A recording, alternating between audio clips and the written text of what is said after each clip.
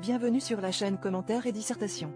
Dans cette vidéo, nous allons répondre à une question qui nous est souvent posée, comment lire le texte à l'oral de français?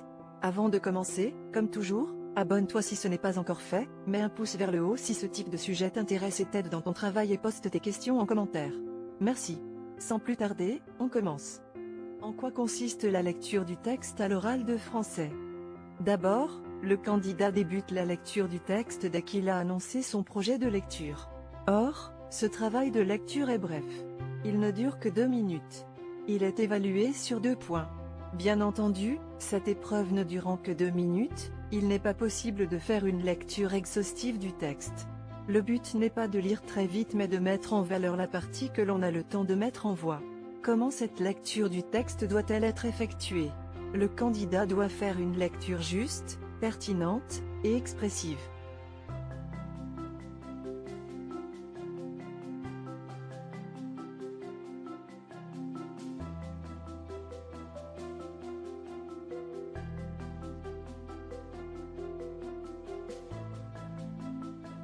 Reprenons les 3 critères d'évaluation de la lecture du texte.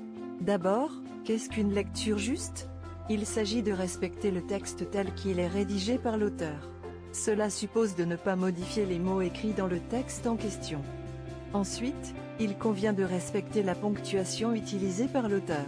Ce respect de la ponctuation est important car ce découpage syntaxique donne en premier du sens au texte. Ensuite, qu'est-ce qu'une lecture pertinente? En fait, cette brève épreuve de lecture ne vise pas tant à évaluer le fait que le candidat sait lire, mais, plutôt, le fait qu'il est capable de mettre en voix un texte qu'il a compris.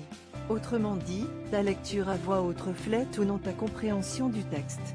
Sur la fiche concernant la lecture du texte à l'oral de français qui se trouve sur notre site, nous prenons des exemples concrets pour illustrer notre propos, n'hésite pas à aller voir, nous te mettons le lien en description si ça t'intéresse.